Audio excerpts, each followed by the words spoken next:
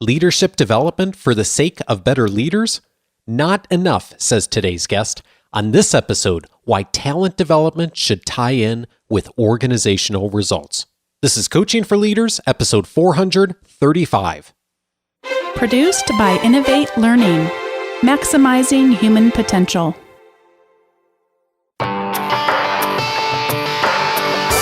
Greetings to you from Orange County, California. This is Coaching for Leaders, and I'm your host, Dave Stachowiak. Leaders aren't born, they're made. And this weekly show helps you discover leadership wisdom through insightful conversations.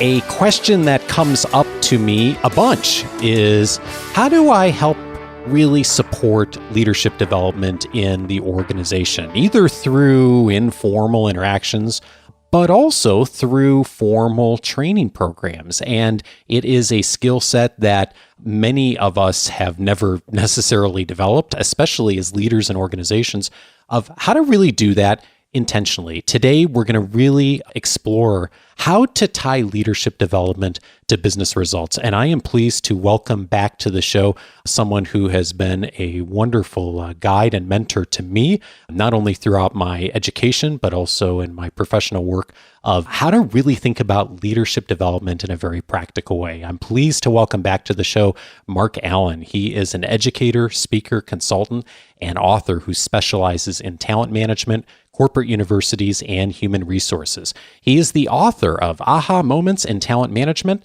The Next Generation of Corporate Universities, and the Corporate University Handbook. In 2017, he was honored with the Global Training and Development Leadership Award by the World Human Resource Development Congress, and he was recently named as one of the top 100 human resource influencers by Engagedly.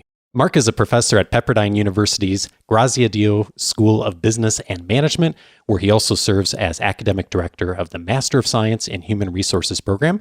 He's also a senior faculty member of the Human Capital Institute and an award-winning teacher, which I can personally vouch for because he was my teacher back in my graduate work at Pepperdine. Mark, I'm so glad to have you back on the show. Dave, I'm happy to be here.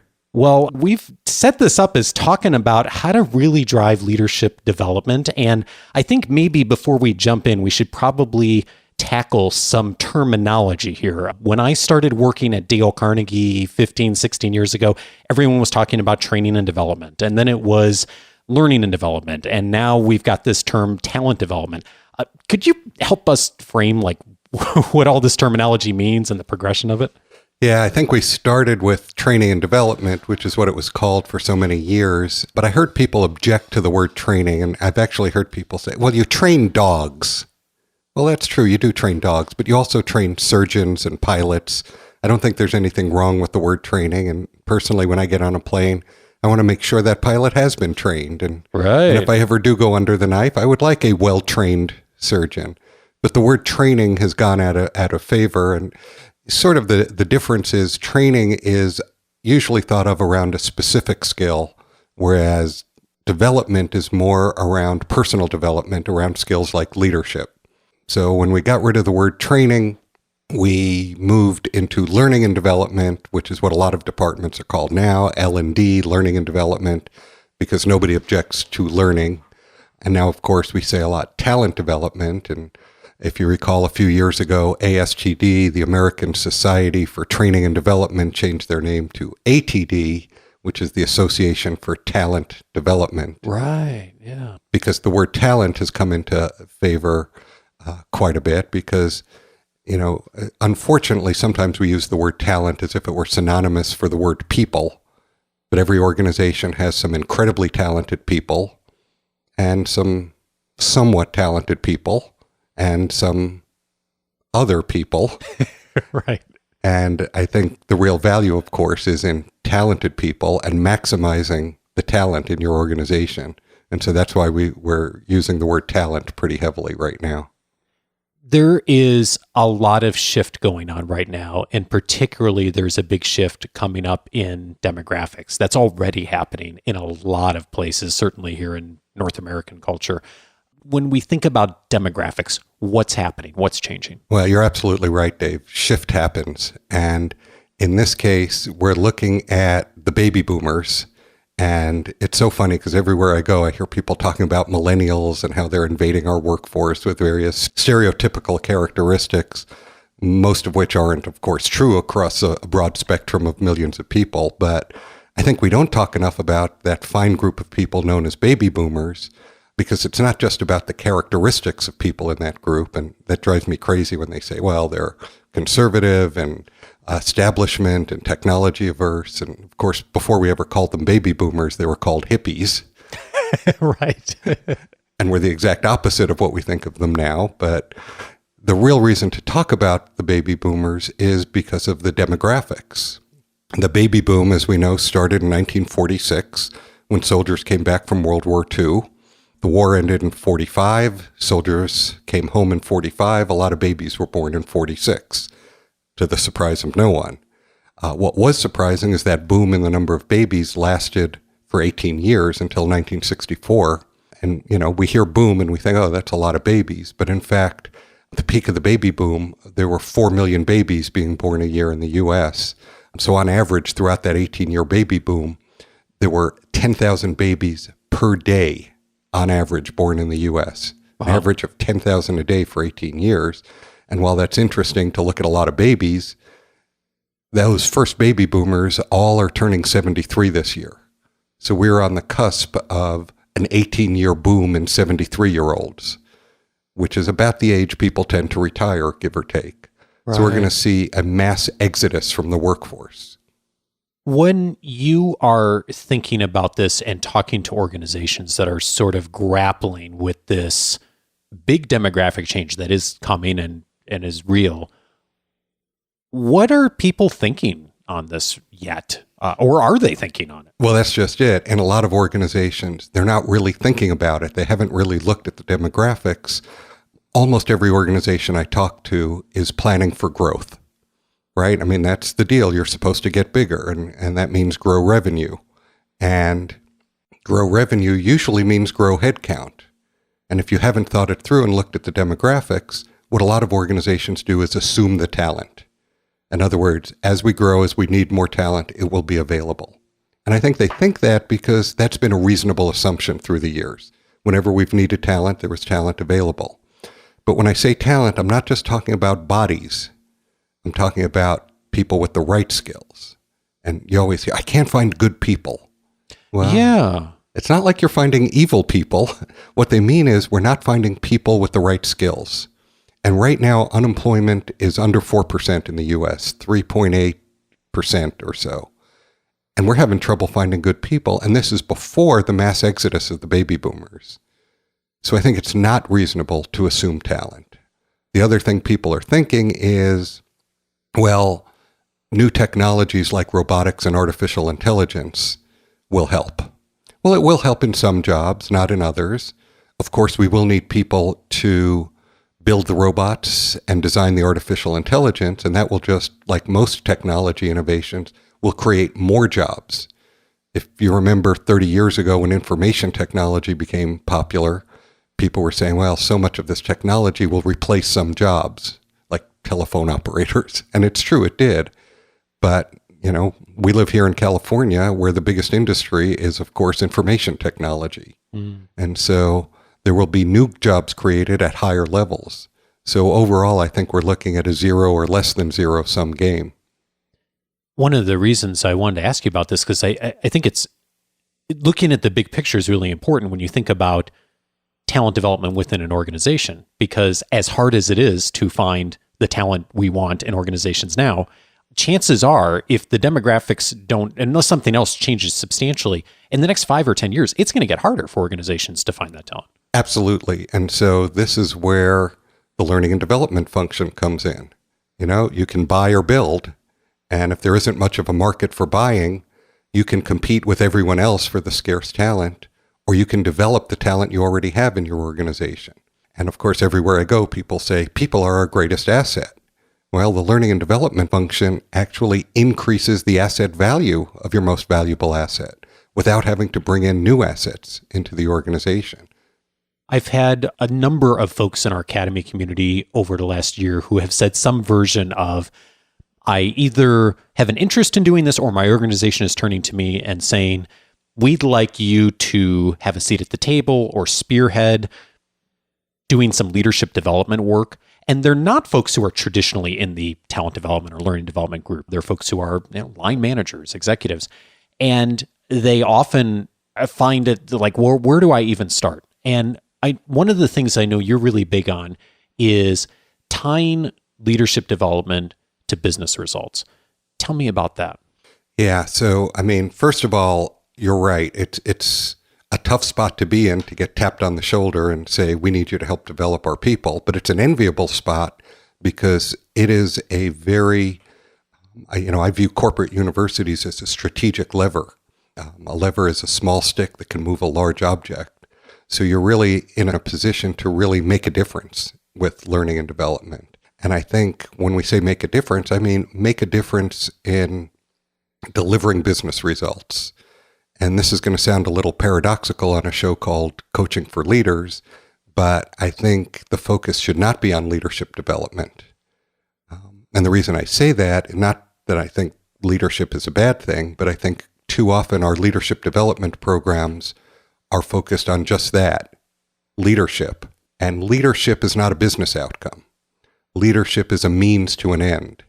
And all too often, our leadership development programs are focused on delivering the outcome of leadership. And leadership, well, people say, well, isn't leadership a good thing? And I'm sure you would say yes.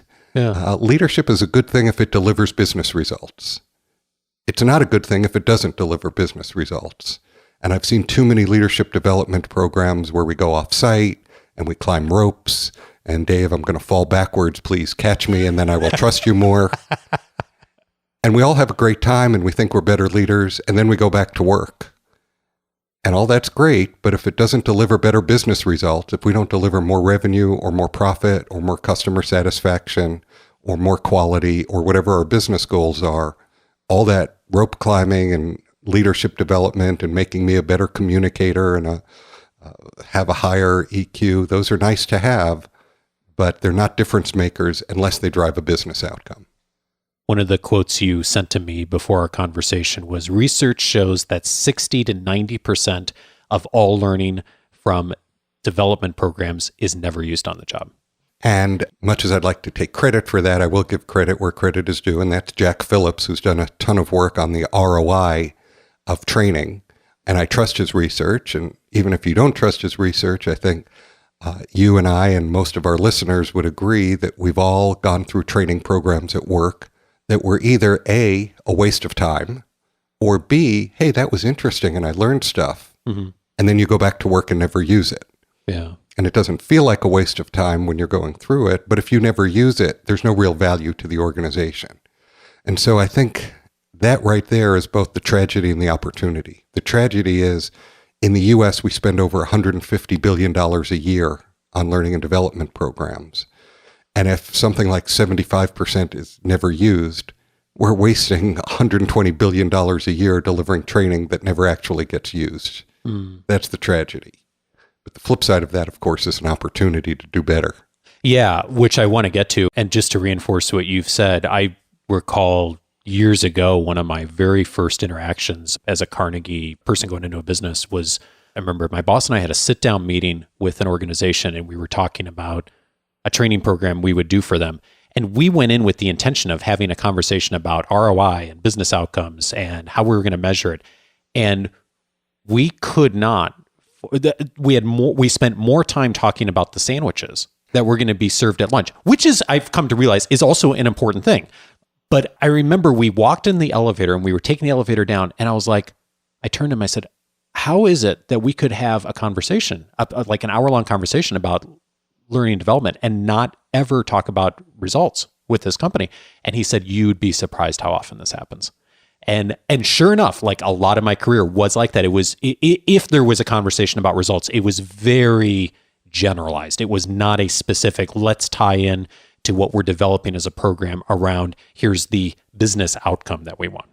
And that's why I say, if you focus on leadership as an outcome of leadership development, it's going to be real hard to deliver business results. Now, you and I both know there are some very good business results that can derive from excellent leadership. It could be revenue growth.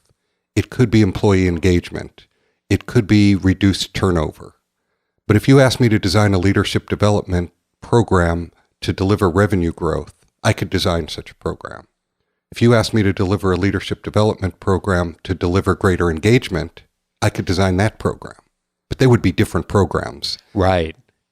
Yeah. And different for different organizations depending on the context that's happening. Absolutely. And, we always talk about profits, but there are a lot of nonprofits and government agencies that also have what we would call business outcomes that aren't necessarily profit, but it's things like customer service, customer satisfaction, serving an underserved group.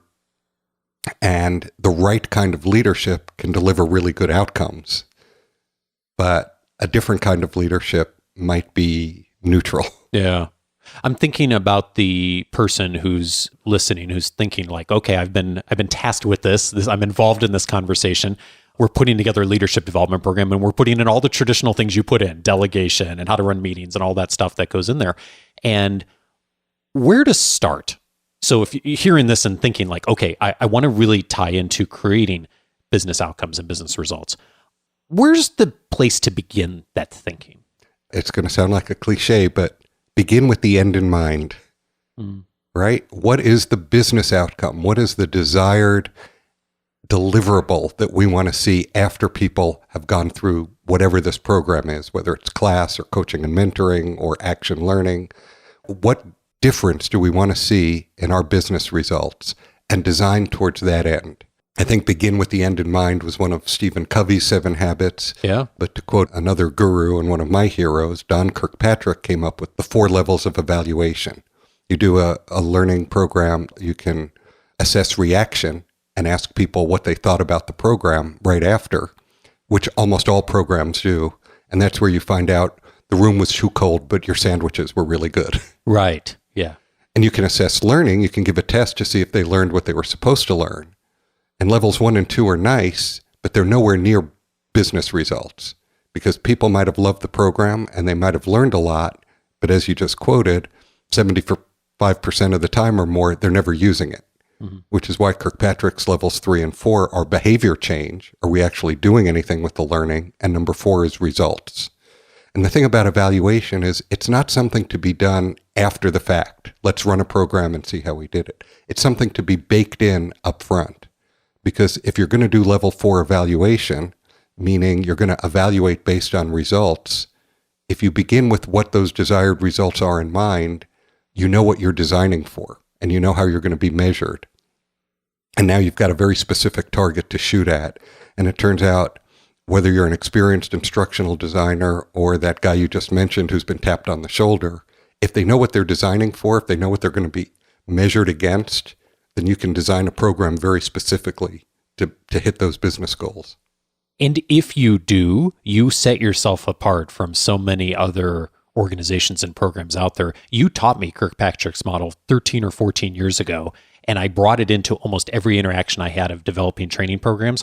And I can count on one hand easily how many times that was really intentional of the program design of thinking about how we were going to evaluate and numbers, even though we'd bring it in, because it's not so much that there wasn't the willingness, but it's just there wasn't the time spent up front of the thoughtfulness and the strategy around how are we going to build evaluation into the program. And when it did happen, a lot of times it was an afterthought. Of course. And you know why we always do level 1, those smile sheets at the end. Yeah. How was the rate on a scale of 1 to 5 at the end of the day? And we do that almost 100% of the time, not because it's the most useful form of evaluation, but it's the easiest. And it's cheap, right? Cheap and easy. Yeah. And cheap and easy, they win every time. Level 4 evaluation, are we getting the business results? That's hard. But you know what else is hard? Spending a lot of money on training programs and not getting any results. Right. And so typically that guy who's been tapped and developed something, to show their success at the end, they show the smile sheets and say, look, people were very happy with this program. We got a good reaction. Or maybe even some test results. Look, people passed the test. Yeah. That's nice, but so what? Are we pleasing customers? Are we making money off of this? And I think if I'm recalling some of what you taught me on this, for sure do that because it's easy to do. And you get some information. Yeah, especially, the one thing I found is especially those smile sheets, hand them out. if something didn't work or something was a real problem, like you find out that pretty quickly, like Yes. the room was freezing or whatever, like that comes out. And there's value at the extremes. This course was great. This course was horrible. Right. But if something gets a 4.6 on a 5-point scale and something else gets a 4.52, 8/100ths of a point is pretty meaningless. I don't even know what 100ths of a point of satisfaction means. Yeah. So this isn't an or, it's an and. So do the easy stuff, yes, of course, and think in advance of like how you're going to actually build the evaluation component into what you're trying to do. Tactically, you are a proponent of a 70-20-10 rule. Tell me about that. Some research from the Center for Creative Leadership over 25 years ago looked at how people get good at their jobs. And so, Dave, I assume you went to college at some point in your career? I did. And you spent 4 years, you studied hard, and at that point you learned every bit of knowledge and skill you needed to successfully sustain you throughout your successful career. Is that? Yeah, that lasted about a day. And so if you look at successful people like yourself, you discover that what they know and what they know how to do, 70% of it came experientially. They learned on the job. 20% somebody showed them, a coach or a mentor. 10% they got in classrooms. Formal education, higher education, training programs at work or at corporate universities. Does that sound about right to you? It sounds about right from my experience. Yeah. And most people agree, based on our own experience, but also based on the research, that's the case. And yet, when we sit down with employees and do a development plan and decide, Dave, you're great at your job, but there's one skill we'd like to add, one new competency.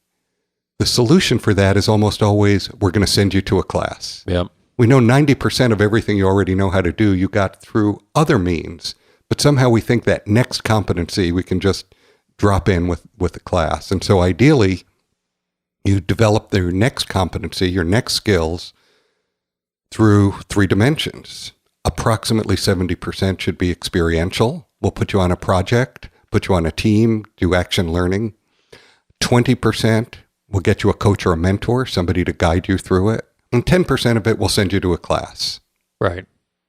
Your thinking on this has influenced me in so many ways. I don't even know if I've told you. I mean, so much of our academy, like we really don't have a formal curriculum. There's a ton of structure, but it's all about the experiential stuff. It's getting people out and doing movement and coming back and then using community to move people forward. And the reason is because I found so many people have done so many of the classes and the training programs, and in some cases have had some really great things come out of it, but now are needing to keep moving on their next step. And that's not enough anymore. There's not enough. It's about the behavior change. It's much more than just about the knowledge piece. Right. And so to give you a few examples, a few years ago, I had a client who was in the coal mining industry, which, as it turns out, is still an industry in the U.S., and it's a very dangerous industry.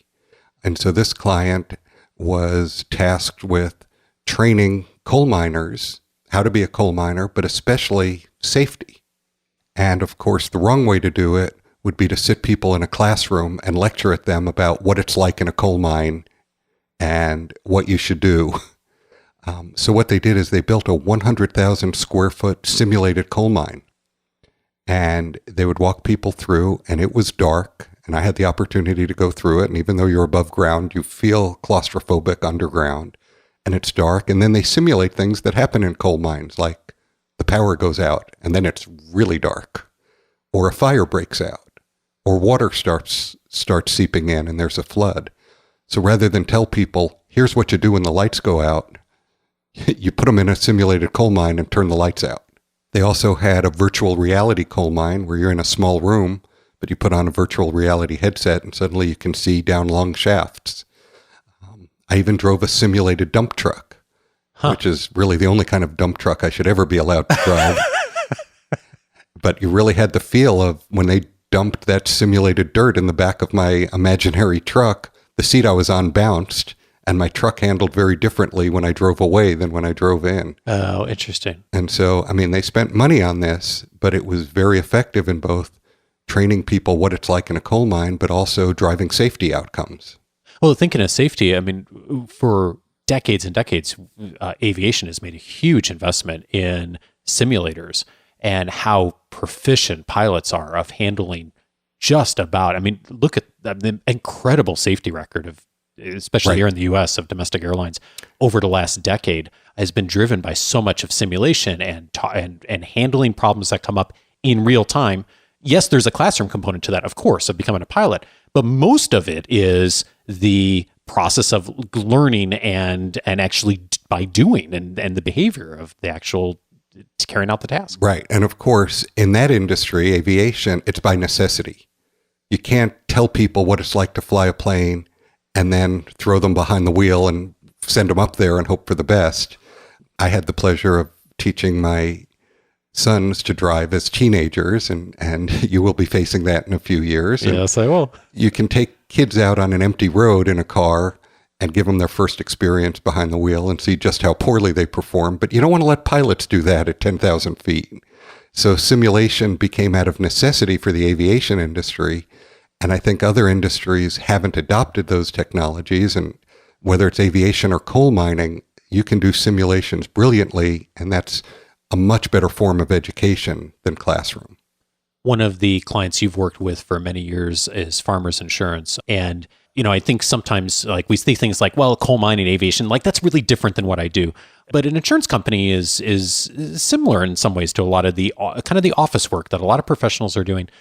How did they take this knowledge of like getting into doing the behavior change and apply it in strategy around talent development? So the University of Farmers has been a terrific example because, first of all, that company is such a believer in learning and development. They've actually branded their company around the University of Farmers. You've seen their commercials and all of that. And when they first created the University of Farmers, it was very thoughtful. And one decision they made early on was they would not do any program unless it was tied to a specific business outcome. And they also decided early on that they would measure everything they do at all 4 Kirkpatrick levels. So they would measure reaction, but they would also measure learning, behavior change, and results. So on the simple side of the equation, you can think of sales training. And if you're going to train an insurance agent to sell more life insurance, you bring them in a classroom, you talk about how to sell life insurance, and then you measure results. You look at before and after sales, and sales are a very easy business outcome to measure. But there are a lot of other outcomes you can look for in a financial services company, and specifically in a property and casualty insurance company, things like revenue and profitability, of course, customer retention, customer satisfaction, claims accuracy. And one of the things I learned working with this organization is insurance companies, or at least Farmers, isn't the evil entity that tries to take all our premiums and then pay us as little as possible when we have a loss. They were genuinely interested in paying a fair amount when somebody did suffer a loss.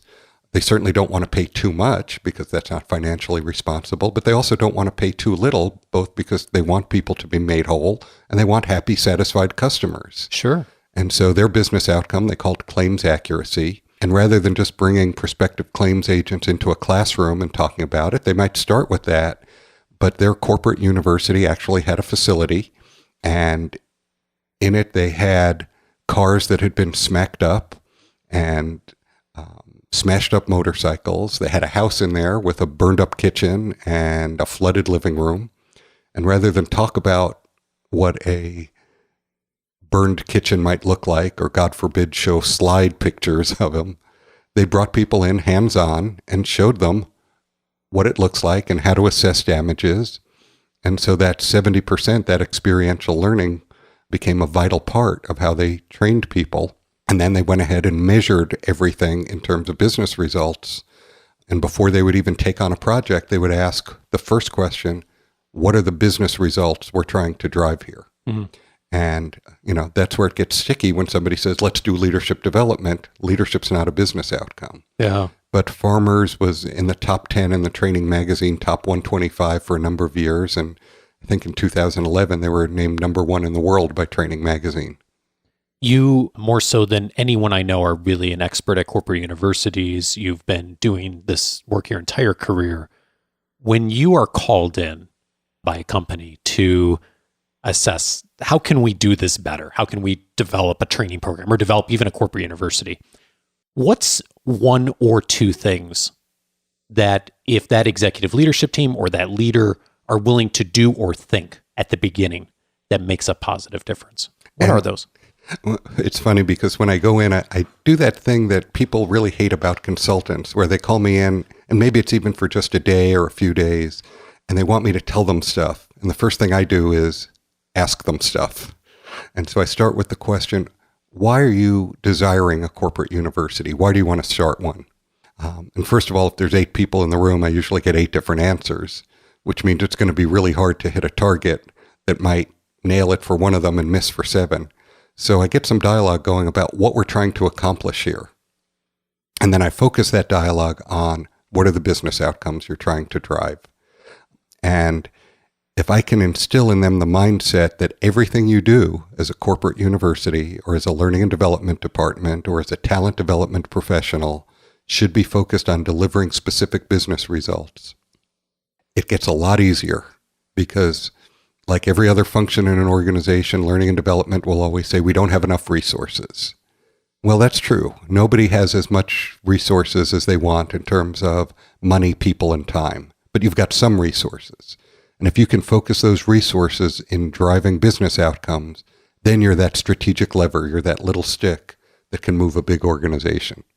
And you develop a culture then around not only a personal brand, if you're the leader doing it, but a culture around when we do things as an organization, we do with intention to create business results and business outcomes. And learning isn't an event. It isn't something you go to once a year.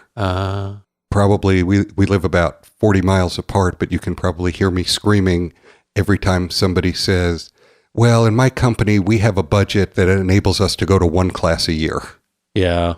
Yeah. And my blood boils because so what? So you go to 1 class a year. What's that going to do? Yeah, and you take a day out of work to do it. You go somewhere, then you come back, and there's all the logistical stuff that comes with it of like you then have to spend all this time catching up from the time you missed because business doesn't stop. And by the time you get caught up and you like handle all the logistics around that, the reality of how much behavior change then shows up a week or 2 or 3 later, for a lot of people, and you and I have both seen this, is kind of minimal. Yeah, because the course isn't designed to drive a behavior change. It's designed to deliver a learning outcome with the underlying assumption that if you give people knowledge, they will use it. Well, as we've seen plenty of times, even in our own experience, we've gotten knowledge, we've been to a class, but then we went back to work and got busy, and we kept doing everything the same way. And so without that behavior change, there's really no value in that. And just doing learning for the sake of learning or because learning is a good thing, well, that's why we send our kids to college. They learn stuff, they grow as people. But in corporate universities, we're not just trying to help them grow as people. We're helping them to grow as professionals who deliver business outcomes. Yeah. The thing I'm hearing you say, like, just so, like you said at the beginning, begin with the end in mind. It's, let's not start with like creating the curriculum. Start with what's the business result we're trying to accomplish, and then what are the behavior changes to get there, and you work backwards in order to then tactically put together. And the tactics, you can have someone do that. Like you can bring in someone to do those pieces of it. But what are the business outcomes we're trying to accomplish? What are we trying to do? That's the kind of thing that if an executive team comes to you or comes to someone else and says, hey, we know where we're trying to go and what we're trying to do, that makes it a lot easier for then that program or that university to develop and emerge in such a way that actually supports the success of the organization. Absolutely. Yeah. So working backwards, not from learning outcomes, but from business outcomes. And, through the years, we've talked a lot about knowledge management. When we say people are our greatest asset, we don't just mean the strong men in our organization or the dexterous hands. We actually mean the knowledge in the heads of our workers. So that's what we manage when we manage people. We manage their knowledge. And a few years ago, I coined the term wisdom management. Knowledge is what you know, but wisdom is the ability to apply what you know. And so the advanced version is not just doing a program, whether it's a course or experiential learning or coaching or mentoring, to drive a specific business outcome. It's building into it a way to ensure that the people who go through the program actually apply it and use it. Not just have the ability to apply it and use it, but find some way to ensure that they will apply it and use it. So you build the structure around that for that change to actually happen. Right. And so the class doesn't end, if it's a class, the day it ends. There's some sort of follow-up, some sort of action that happens afterwards to ensure that it's used. Mark Allen of Pepperdine University, thank you, sir, for your time. I appreciate it. Thanks for having me, Dave.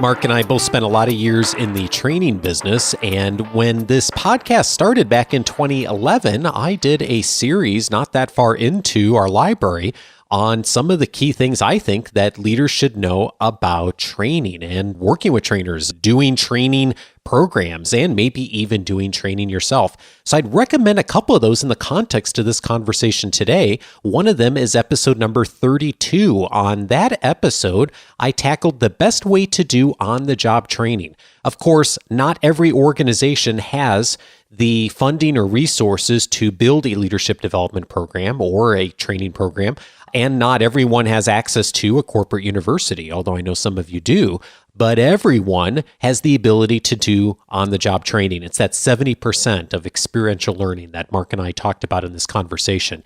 How to do that is in episode 32. If you follow some of those key steps, it will get you started on thinking about daily actions and behaviors you can take as a leader in order to help people to learn and to encourage forward movement. Again, that's episode 32 for that. I'd also recommend the episode right after that, episode 33, how to use strategy and evaluation in training. Bonnie joined me on that episode. So it was one of the first ones that she was on. And we talked in detail about evaluation and putting together training and talent development experiences so that they really do produce results. And Mark mentioned in this conversation the model from Donald Kirkpatrick. We went into some detail in that in episode 33. So if you are in the process of putting together a training program or thinking about it or starting to build something broader, episode 33 is certainly a great place to start. And then I'd also recommend episode number 35, How to Hire a Trainer or Training Company with Aaron Kent. Aaron was the president of the Dale Carnegie office that I worked for a number of years at that time when we aired that episode. And Aaron and I sat down and we really looked at it from the perspective of folks who were in the training business of what would we do if we were going out to hire a trainer or to bring in an outside organization or to ask someone to build a program for us. What are the questions we would ask of being in that industry or that we'd want our clients coming to us asking? So if you're going outside and asking for help and hiring someone potentially, episode 35 is a great listen for you. And then finally, I'd recommend the last time Mark was on, episode 155, 3 strategies to build talent in your organization. We did a deep dive on some of the key principles from Mark's most recent book, The Aha Moments in Talent Management, and we did a little more depth on a few of the areas from today's conversation. It's a great complement to what you heard here today. Again, that is episode number 155. And you can track down all of those past episodes on the coachingforleaders.com website. If you haven't already, I'd invite you to set up your free membership at coachingforleaders.com. That's because you can access the entire library searchable by topic. And one of the topics you can search for is training skills. Another one is talent development. All these episodes are tagged under that. And as you've heard on the show before, there's only a certain number of episodes we can send to all the podcast directories and Apple Podcast and Spotify, but the library on the website has everything. So if you go in there, search and looking for something, it will uncover all of that. Plus, you'll get access to my weekly leadership guide, the member casts, all the book notes, and a ton more inside the free membership. Just go over to coachingforleaders.com, set up your free membership, and you'll be off and running. Have a fabulous week, and I look forward to seeing you back next Monday. Take care.